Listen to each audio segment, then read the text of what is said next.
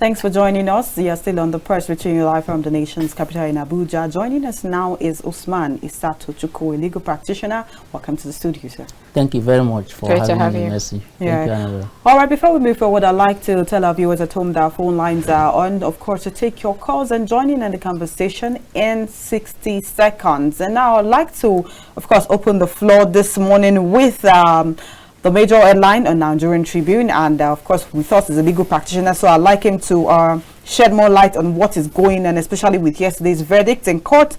The first thing I'll take is the lead story for Nigerian Tribune. PEPT affirms Tinubu's victory, dismisses Atiku Obi APM's petitions.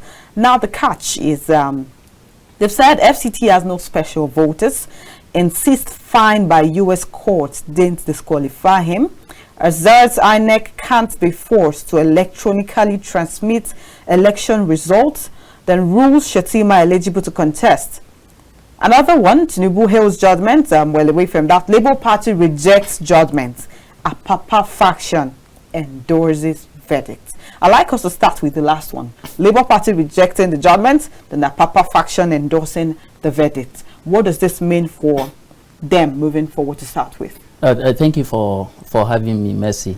I think on that last one, there will be a little controversy within the party, in the sense that I learned that the papa of a guy is the chairman, yes, the current legally recognized chairman of the Labour Party. Yes, that's correct. While the other one who rejected the judgment, Abure, is the fraction, to appeal. And they are yet to appeal.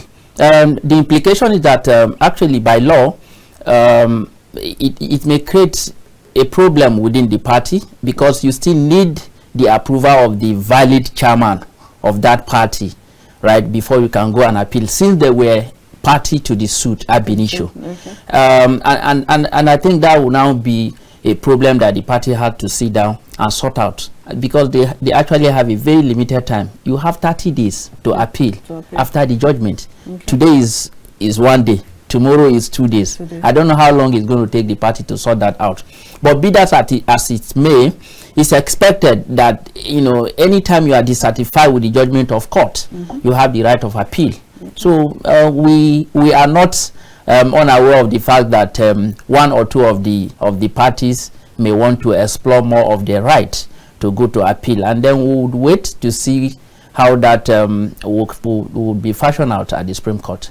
Okay. All right, so the Guardian newspaper says, having considered that all the 3 petitions are devoid of merit, I hereby dismiss all petitions. I affirm the declaration by INEC that Ahmed Bola Tinubu is duly elected president of Nigeria, and that's coming from the verdict that was given yesterday. So I'm sure a lot of Nigerians want to understand why exactly was all the petitions filed by 3 of them, why was it devoid of merit? You see, it's also very important that I make a caveat here. I've not read the judgment in full, aside from some dictums, you know, and pronouncements that were coming out from the court proceedings yesterday. But if you look at the petition all along, they had long been consolidated, because most of them sought for similar prayers. Right, the 3 petitioners sought for almost similar prayers, saying that disqualify Shetima and Tinubu because of this and that. Right, and then when they took the first petitioner's petition, that is APM, when they took their petition and dismissed that particular sole issue on the basis of the fact that it is a pre-election matter, it is not a post-election matter. When an issue is a pre-election matter, it ought to have commenced at the Federal High Court and not at the Tribunal, and that one was very easy, you know, to have been dismissed, and immediately it got dismissed. It affected automatically, right, the other prayers on the other 2 petitioners, i.e. Labour Party and that of the PDP, and that is exactly what happened yesterday. And when you now talk about the second issue, in terms of FCT 25% and all of that, Section 299, like some lawyers had argued even before the petition, you know, came to the tribunal, some lawyers had argued that Section 299 had, you know, conferred FCT that particular right of a state, just like every other taxi state in Nigeria, and as such, it does not have any particular favor or no flavor per se. Yeah, there's no special vote that is attached to FCT. So on the basis of that, again, the tribunal so hold that FCT, just like every other normal state in Nigeria, and as such, if you had, if it had gotten the particular 25% requirement by law, and FCT is missing, it does not make, any meaning as far as the presidential election is concerned within that context of the constitutional provisions. So the FCT that was included does not matter. Is FCT still a part of the 37 states we have in Exactly. That was the interpretation of the court, and on the basis of that, it got dismissed. Okay. Right. But what I'm even saying is that whether or not the tribunal had, taken a very valid position in terms of what the requirement of the law has provided, the parties still have their right of appeal at the Supreme Court. So there is no need to even get worried about what happened yesterday in court, right? It's just for you to get the copy of the judgment, peruse through the copy of the judgment, and find areas where you are dissatisfied with the holdings of court, and then you apply for appeal, and then you begin to sorry, let me quickly chip this in. Talking about dissatisfaction. Now let's talk about INEC can't be forced to electronically transmit election results. When we actually saw a press conference where the INEC chairman himself came out to say, oh, we are going to transmit this result in real time. Whatever happened to that? Okay, so let's quickly take this call before we allow you to respond to that. Hello, good morning, sir. Good morning, Elder Zion. Good morning. Congratulations. Thank you. Congratulations. Congratulations to Nigerians. Thank you. I think the battle should end by yesterday. Because at the end of the day, one person must be a ruler. Whether you are treated or marginalized or manipulated, it's for a season. It will not last. The Bible made us to know there was a man that was removed from his village because of his potentials. But when the time comes to become, they went and they found him and crowned him. So I'm pleading with the politicians to see the reason why there must be peace in Nigeria. Peace surpasses every other thing. Most definitely. Let us have peace. Because even if they are going further, I don't see them having much profit more than what that took place yesterday. So the only thing for all of us Nigerians to join us and build our country. All right. Thank you very much. God bless.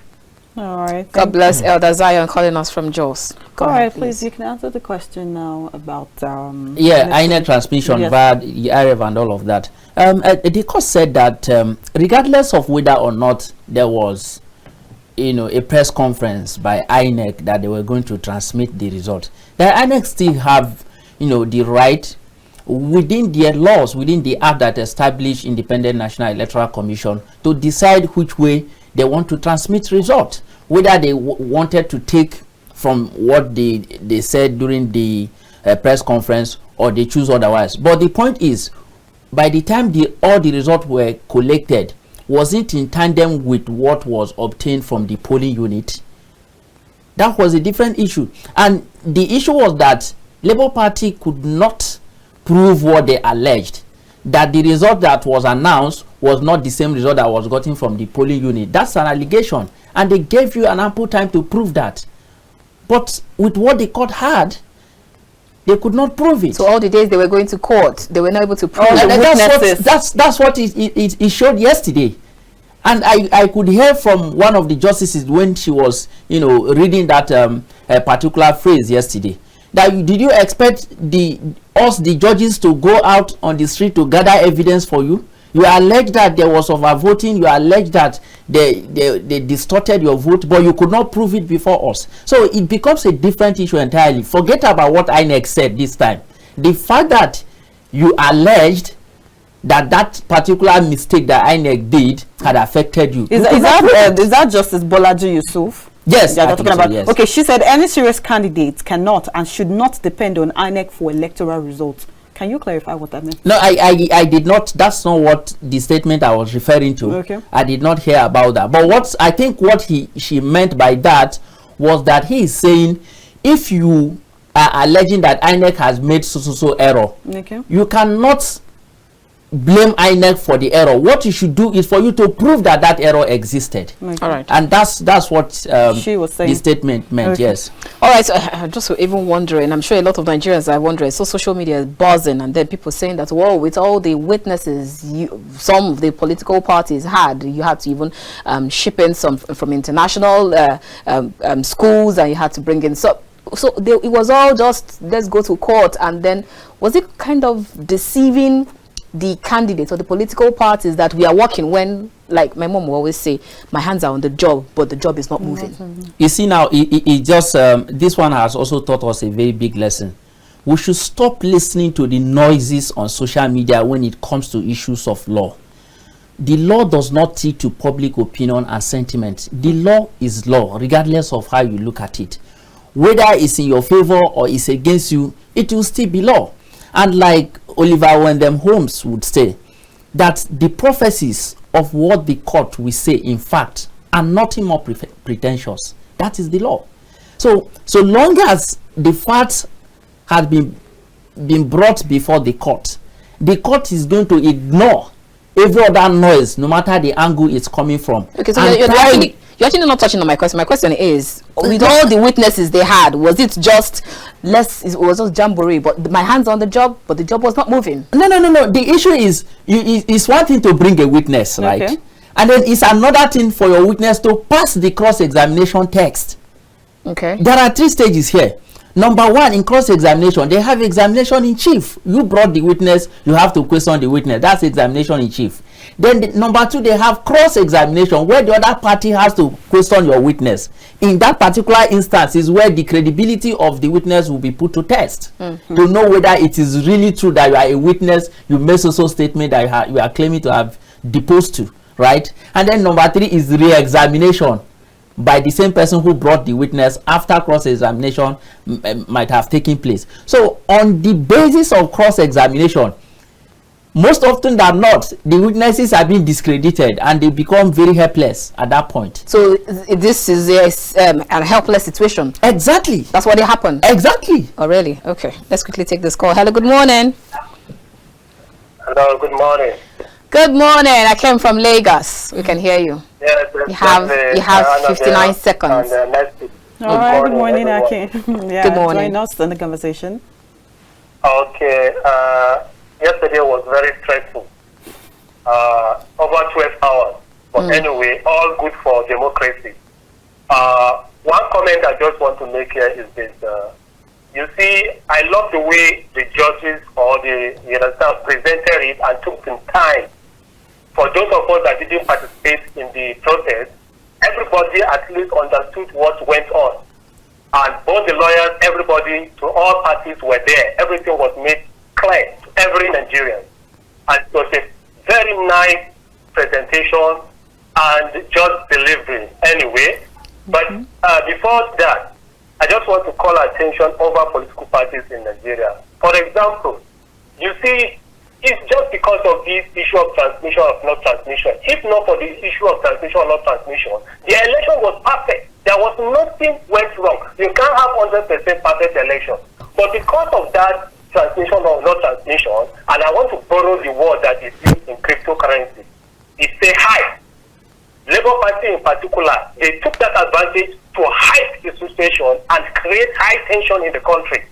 You understand? And a lot of people FOMO into it. I'm using crypto language, okay? They FOMO into it. That means they bought into it. And tension everywhere in the country. But thank God, to that kind of their judge yesterday, that they took the time, everything was perfectly explained to every one of Nigeria. So I want to call the attention of Labour Party and PDP. It is democracy. They should not stop. They should go to Supreme Court. All right. Yes. The reason being that our lawyers, They need money. So they should go ahead to Supreme Court. God bless Nigeria. God bless you God too. bless Thank you you so much for your contribution. I think I need to make a quick comment. You make your comment rather. Let's quickly take this last call. Hello, good morning. Yeah, Orji, Babajide, Good morning, Uthman. Beautiful morning to you. You are on to SMD from Lagos. SMD from Lagos. Great to hear from you. Go ahead. Thank you very much, as usual. Let me quickly appreciate KAFTAN TV for giving us this ample opportunity to say our mind. Barrister, thank you very much once again. Thank you. Like I always said, first of all, I'm not a card-carrying member of any political party. Okay. And secondly, I'm not a legal practitioner, but the issue I saw there, believe me, I don't know how to put it, but I'm totally impressed. Believe me, because I watched the system from A to Z. I left everything I'm doing, and believe me, I see hard work there. What I mean by hard work, barrister, exactly means understand what I mean. And I see technical accuracy. I see much of research, because there are so many institutions, referencing and so on and so forth. That is research for you. That is knowledge. However, which in all cases of this issue of legal action, we would be so much committed and serious on issues. Believe me, we would have been getting it much better when it comes to judiciary. Remember, so many times I said the technicalities in our law sometimes complicate matters. But I would like to see appeal. I would like to see it to the extent of Supreme Court. You know why? Because Nigerians need a lot of interpretation. And who can do that interpretation? The Supreme Court.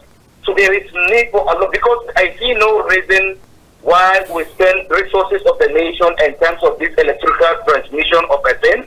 Then at the end of the day, we have that you are an independent body. You have all the rights to do whatsoever you want to do, because you are independent. What happened to the resources we spend? What happened to the promises? You understand my point? So there is need for at least interpretation, and therefore the 25% of the federal capital. Remember, during the first tradition, there is an issue of ethnic and political ethnic activities. Maybe that resulted to, in the second republic, resulted to at least, you have to be central. You have to get at least 25% of at least Abuja, because Abuja is no man's land. It should be central. But now that Abuja is not a golden state, we agree. So how are you going to do that? Because the 2022 electoral constitution amended hasn't do anything about that. I don't know whether if barrister can elaborate more on that. But the issue, we need a lot of interpretation, and that will not happen until we see at the Supreme Court. So I hope and pray the Ababa and the other faction of the Labour Party, they will settle, and then Nigerians want to see them at the Supreme Court because of that interpretation. Thank you. Because if they cannot settle, if they cannot, there is no how they can go to appeal. There is no how they can go to Supreme Court, because they can't do it without the consent of the chairman of the party. Thank you very much. I remain SMD from Lagos. SMD from Lagos, thank you so much. Please let me quickly make comment over the first caller who said that they should go to, he's expecting them to go to Supreme Court because lawyers want money and they should go and spend the money. I think it's an impression I should correct. Like, if you look at the trends of the petition, you would understand that the issue of 25% in LCT had never come to fore since the inception of our election in Nigeria. This is the first time. And it's just very important that it needed such interpretation for us to have a precedent, right, on that basis in case of next time. Issues like this are not something you would just say because lawyers want to chop money, they should go to court. No, we need to deepen our constitutional democracy, and the only way we can do that is to seek constitutional interpretation from the court and get it correct.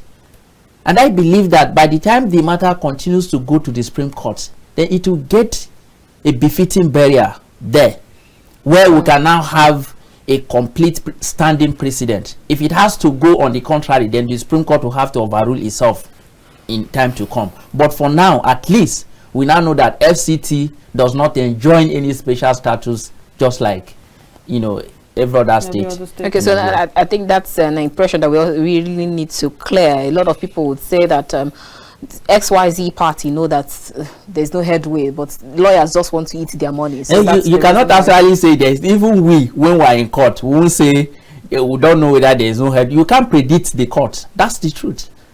You can't predict the court. All right. The Guardian newspaper, before we leave election tribunal, says tribunals sacks another Kogi senator, declares Akpoti Uduaghan winner. And I'm going to ask you 2 questions, and I'd like you to take them in one breath before we leave that story. That's one on the side. And then secondly, I also see some other candidates who were relieved, and then you have some other persons who became the winner after the tribunal, and some of them are already ministers. So what is going to happen in that regard? Well, at best, one thing is to get judgment from the tribunal, right? And another thing is for the judgment to be effectively complied with. Now, Natasha, for example, has gotten a judgment, right? The sitting senator may want to appeal that order. You will have to appeal it, and that would mean that you should stay execution of that judgment pending the determination of the appeal. Right? Now, if the outcome of the appeal, either ways, if it favors Natasha again at the appeal, they may also want to take it off from that side.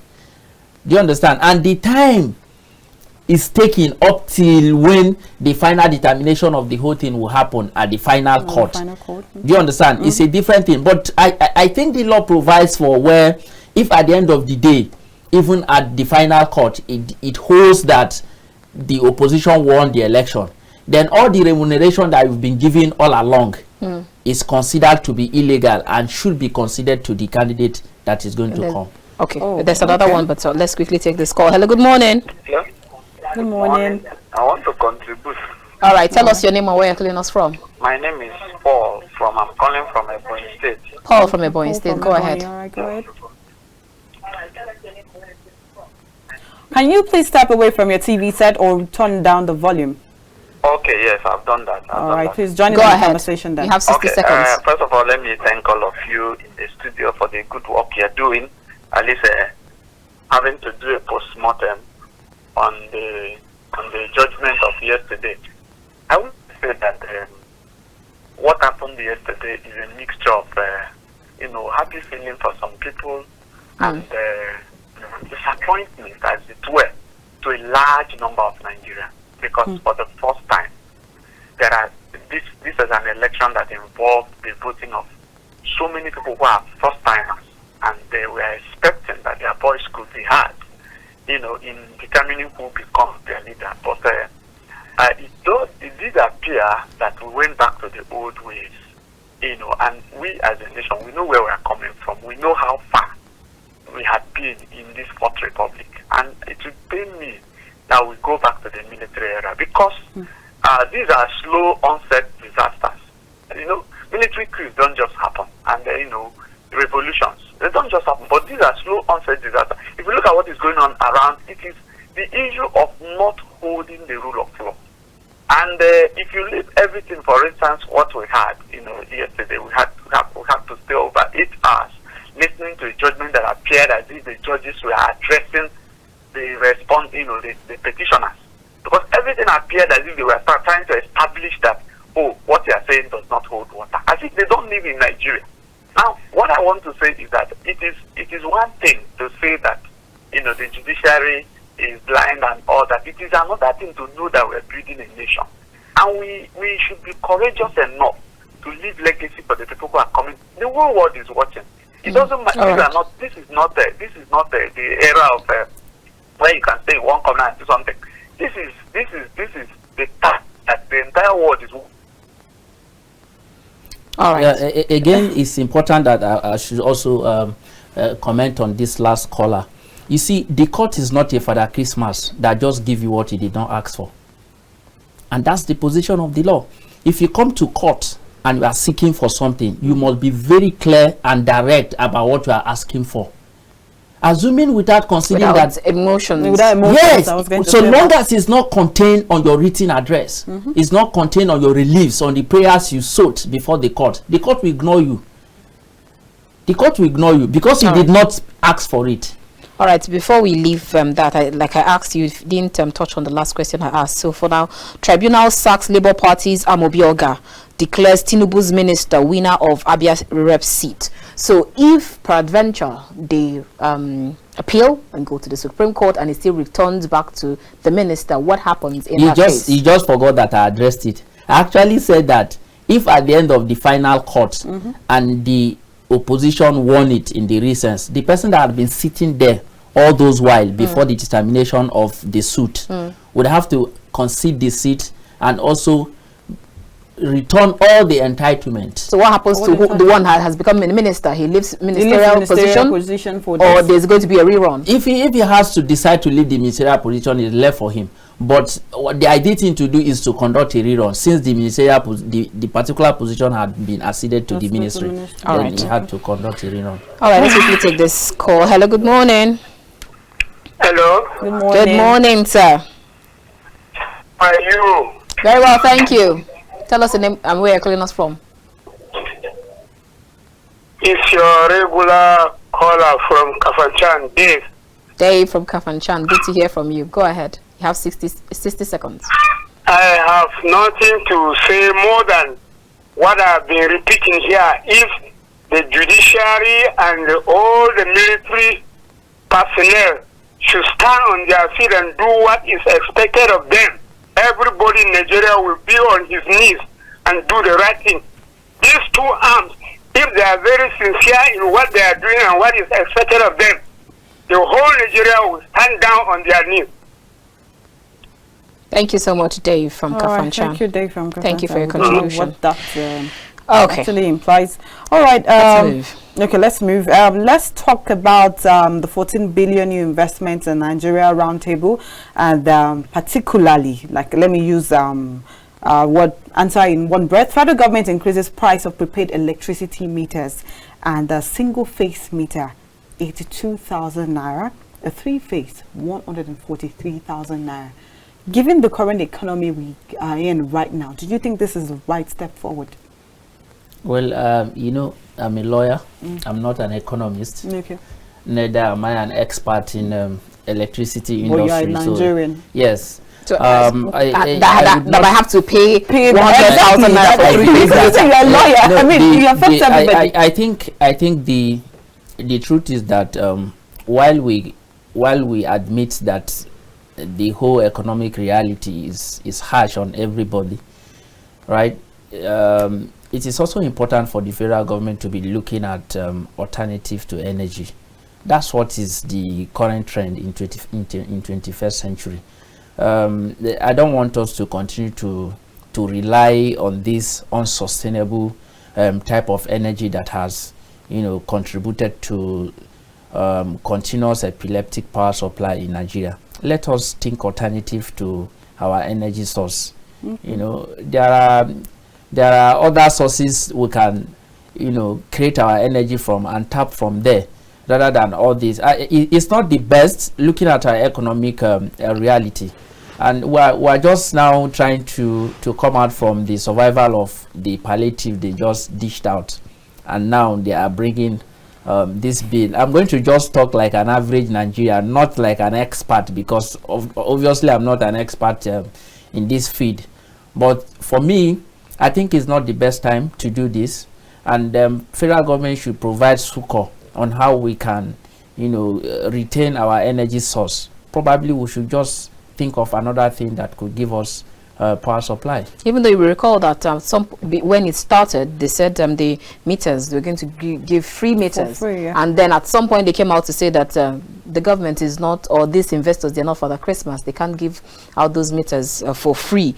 Some people got it for free, some people had to pay a stipend, some people had to spend almost all day, all month waiting for the meters, and now 100,000 naira for the three-phase meter.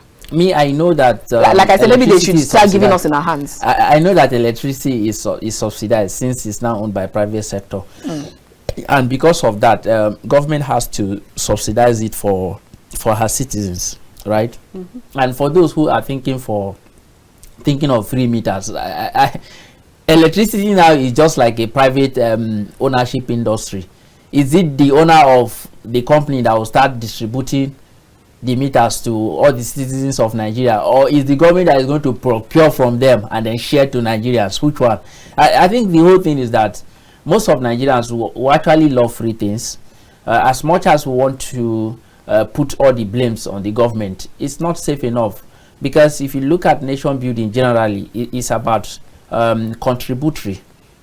We have to put something on the table. It was the former president of the US that said that, think not what your country can do for you, but think what you can do for your country. I think it's on the basis of this we should all, rally around to support government in whatever policy they've taken. So long as that policy is to ensuring the drive for the actualization of the kind of Nigeria we all want, we must have to support government. If they take a bad policy, we can also criticize them, and then probably suggest a better option for them. So what is the better option you think we should go, or where? I had spoken about sourcing for alternative energy that may not even cost much. Even though you say, you just talk like those that said, if you're not comfortable, go to court. No, because now really. You say that Nigerians love free things, so we should not be expecting free meters. But then you recall that they were the one that said would give free meters. It's just like INEC coming out to tell you we would put the I did not hear that actually. You didn't get the free. I did not hear that. It was there when the metering started. I did not hear that. I didn't hear it? I don't think I was going to rely on speculations and make comments that has to affect national it was in the news. Opinion. I didn't hear it actually. And if they had actually said that, probably they had just come into power and look at their budget and found out that it's not something that's sustainable. Most of us, even on our individual capacity, will make promises, and then when we go back to the real thing, we'll find out that it's unrealizable. So, but isn't the same thing to do should be going to the tables and drawing your conclusions before you come out to actually openly say, oh, I want to do these things? These things are like election campaigns, and when you get to power, when you are doing campaign, you will be saying all rosy things because you don't know what you are going to expect. By the time you go to the office, you find out that all the things you are basing your campaign on are empty. All right. So you need to begin to, reconfigure your utterances and all of that. Okay, before we conclude, let's stay on Daily Sun. Says, in fact, it was all everywhere, social media, on all news yesterday. Former or ex-militant leader Asari Dokubo decided to bring in his men to come and secure the presidential tribunal, and we saw them flooded everywhere. You had his men, you had some other security officials. What's the next thing? Should we just rename or re-Christian his men and then make them official? Make them the question is let's be very factual about this. They've been coming to Abuja to show solidarity since the beginning of this tribunal issue. In fact, there are two factions. One is obedient faction, who are protesting to reclaim their mandate, all eyes on the judiciary. The other one is those factions that Asari Dokubo gathered, to Abuja. And these are the issues. The question is what they are doing recognized by law? That's what I'm saying. So should we just requesting them? I've not heard any section of Nigeria that have complained that they've destroyed something or they've blocked people's ways, in that place where they occupy. And so then we should make them legal. No, we are not talking about making them legal. The question I'm asking is their action illegal in the first place? There is right to peaceful protest in Nigeria, and what they are doing at best is a peaceful protest. Section 39 and 40 of the Constitution. They said they were protecting anybody. As the security they were protecting. What happens to your security officers? Do they have gun? Have you at some point seen where Asari Dokubo had guns? In that protest? Not in that protest. Not in that protest, but he does. I've not seen. But that's what I'm saying. So should they make him legal then? No. We're not talking about. We're still talking about ex-militants though. No. There are two issues we've raised here, where Asari Dokubo has been cited holding gun, and the protest or protection they claim they are doing in Abuja to protect Bola Ahmed Tinubu's mandate. And then I asked you a question on the first part about the groups in Abuja. Have they been found with anything gone or anything like machete or stuff. They came in as security officials to come and protect. You cannot be empty-handed and securing anybody now. So that means what you're saying is that you can be like the activity. No, don't attach security official. The activity could be best described as protest, peaceful protest, which everybody as far as concerned, they're just giving it a name. Well, that's what it is, because they are not having guns. You can't be a security official without a gun. What are you protecting with empty hands? So why I'm now putting back the question on you. What are you protecting with empty hands? He came out to say that he's securing. With what? That's what he said. He said with he's securing. What? With what? And then the DSS said that if you have no business in XYZ area, do not go there. And then he's allowed to go there. No. So why not make him a security official? If the DSS says you should not go there, and they did not do anything as he went there, it means that they had, run all their checks and found out that it's just. Then that means that the law is for one certain set of people. So that what? The law is then for certain no. Is that what it means? No, that's not what it means. I'm saying that the right of protest is guaranteed under the Constitution, and anybody, as far as Nigeria is concerned, a citizen of Nigeria can protest. You're the one calling it protest. They didn't call it protest. Let's see it from this angle. Everybody can protest, but then the DSS has said, I do not want to see any person in XYZ. But then this set of persons were allowed into that particular parameter or area where people are not supposed to go to. So what edge do they have over the DSS for them to move into that area? No, I think it's the DSS that will be in the best position. But no, you said that it's peaceful protest. You said it was peaceful protest. Yes, I'm saying that it's only when it becomes a peaceful protest that they could have allowed. I'm trying to create an because they said no, the peaceful protest, they should be allowed into that place. Good, then it becomes the position of the DSS to come and explain why they allowed them to be there. We are asking you first. You can't ask me. I don't and know. You are guessing it. I'm not. But you are guessing.